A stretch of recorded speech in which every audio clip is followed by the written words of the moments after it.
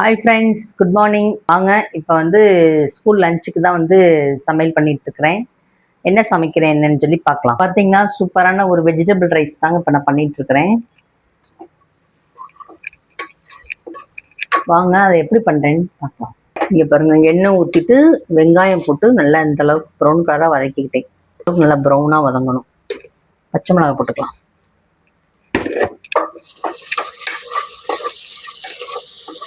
தனி மிளகாத்தூள் காரத்துக்கு ஏற்ற மாதிரி தனி மிளகாத்தூள் போட்டுக்கணும். லைட்டாக வதக்கி விட்டுக்கலாம். பச்சை வாசனை பச்சை வாசனை போகிற அளவுக்கு வதக்கி விட்டா போதும். இப்போ என்ன போட போகிறோன்னு பார்த்தீங்கன்னா இஞ்சி பூண்டு பீஸ். இந்த பச்சை வாசனைலாம் போகிற அளவுக்கு நம்ம நல்லா வதக்கி விட்டுக்கலாங்க. இப்போ நம்ம இந்த மல்லி புதினா இந்த ரெண்டு மட்டும் தான் அரைச்சி வச்சுருக்கேன். போட்டு கொஞ்சம் நல்லா வதக்கி விட்டுக்கலாம். இதுவும் கொஞ்சம் பச்சை வாசனை போகிற அளவுக்கு நல்லா வதக்கி விட்டுக்கலாம். இந்த வதக்கிறதாங்க இருக்குது பிரியாணியோட டேஸ்ட்டு. இந்த பட்டை கிராம்பு அரைச்சது இருக்குது பார்த்தீங்களா, அதை சேர்த்துக்கிறேன். அதை கொஞ்சம் நல்லா ஃபைன் பவுடராக அரைச்சிக்கணும். எப்பவுமே அரைச்சி தான் போடுவோம். தக்காளி சேர்த்துக்கலாம். ஒரு 2 தக்காளி. கொஞ்சமாக தயிர் சேர்த்துக்கலாம். தயிர் இது கொஞ்சம் நம்ம கெட்டி தயிராக ஊற்றுறோம்னா நல்லாயிருக்கும் டேஸ்ட்டு. கடைசியாக தான் காய், பீன்ஸ். அதுக்கப்புறம் நீங்கள் பட்டாணி வேணும்னா சேர்த்துக்கலாம். நான் பட்டாணி ஊற போடுறதுக்கு மறந்துட்டேன். பிரியாணி செய்யணும்னு ஞாபகம் இருந்துச்சு, ஆனால் பட்டாணி ஊற வைக்கணும் ஞாபகம் இல்லை. இப்போ நம்ம அரிசி சேர்த்துக்கலாம். லைட்டாக கிளறி விட்டுக்கலாம். தண்ணி ஊற்றி வேக வைக்க வேண்டியதுதான். இதுக்கு தேவையான அளவு தண்ணி ஊற்றிக்கலாம். எல்லாரும் நெய் ஊற்றிக்கலாம். பிரியாணி செஞ்சோம்னா பார்க்குறாங்க பிள்ளைங்க என்ன பண்ணிட்டு இருக்கேன்னு. இந்த வரேன். தோசை ஊற்றிரண்டா பாப்பா. மணி எத்தனை ஆகுது? அவ்வளோதாங்க. குக்கரை மூடி வச்சுட்டு 2 விசில் வச்சோம்னா பிரியாணி ரெடி.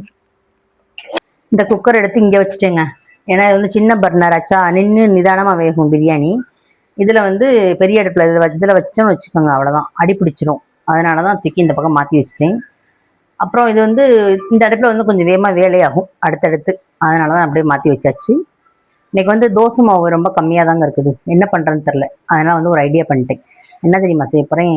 அந்த தோசை மாவு கூட கொஞ்சம் கேப்ப மாவு இருக்குது பாருங்க, அதையும் போட்டு கலந்து ஹெல்த்தியான ஒரு கேப்ப தோசை தான் இன்றைக்கி நான் செய்ய போகிறேன். பிரியாணிக்கு தண்ணி எந்த அளவு வைக்கணும்னா, நீங்கள் 1 டம்ளர் அரிசி எடுக்கிறீங்கன்னு வச்சுக்கோங்களேன், 2 டம்ளர் தண்ணி வச்சுக்கோங்க. கொஞ்சம் தான் இருக்குது, போதும். கேப்ப மாவு கலக்க போகிறேன்ப்பா. இஞ்சி போட்டிருக்கேன், அப்போ தான் டீ நல்லா கமன்னு இருக்கும். இந்த கேப்ப மாவு போட்டு கலந்து விட்டுறலாம். இப்போ நமக்கு ஹெல்த்தியான தோசை சாப்பிட்ட மாதிரி இருக்கும், பிரேக்ஃபாஸ்ட்டையும் முடிச்ச மாதிரி இருக்கும். இந்த மாவு போட்டு கிண்டி ஒரு 1/2 மணி நேரம்னாலும் நம்ம வச்சிடணும். அப்போ தான் இந்த தோசை நல்லா சாஃப்டாக இருக்கும். இதுக்கு சைட் டிஷ் என்ன வைக்க போகிறேன்னா, சூப்பரான சுவையான ஒரு தக்காளி சட்னி. அவ்வளோதாங்க. குக்கரில் விசில் வந்துச்சு, நான் அடுப்பு ஆஃப் பண்ண வேண்டியதான். திறந்து பார்த்தோன்னா நம்மளோட பிரியாணி சூப்பராக ரெடியாக இருக்க போகுது. தக்காளியில் இந்த இதெல்லாம் எடுத்து போட்டுறோன்னு சொல்லுவாங்க. நான் எல்லா டைம்லாம் எடுக்க மாட்டேன், டைம் இருந்தால் எடுப்பேன். அவ்வளோ. கொஞ்சமாக கருவேப்பிலை போட்டுக்கலாம். இந்த மாதிரி அரைக்கும்போது கருவேப்பிலை சேர்த்துக்கிட்டோன்னா நல்லது. வாசனைக்காக கொத்தமல்லி இலை. தக்காளி சட்னி கூட இந்த மாதிரி கருவேப்பிலை, மல்லி இலை, 2-3 புதினா இலை போட்டு அரைச்சி பாருங்களேன். டேஸ்ட் சூப்பராக இருக்கும், பயங்கரமாக இருக்கும் டேஸ்ட். வரமிளகா. இப்போ தோசை ஊற்றுனோம்னா தோசை நல்லா முறுமுறுன்னு வரும். வாங்க இப்போ நம்மளோட வெஜ் ரைஸ் எப்படி இருக்குன்னு பார்க்கலாம். பாருங்க எப்படி சூப்பராக இருக்குது பார்த்தீங்களா. இதுதான் என்னுடைய ஸ்டைல் வெஜ் பிரியாணி. தண்ணி மட்டும் கரெக்டாக வச்சுக்கோங்க. கொஞ்சம் டேஸ்ட் பண்ணி பார்க்குறியாப்பா? கொடு. லைட்டாக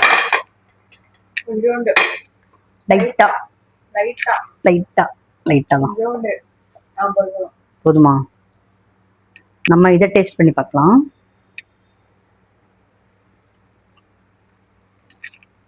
சூப்பராக இருக்குங்க, பயங்கரமாக இருக்குது பிரியாணி.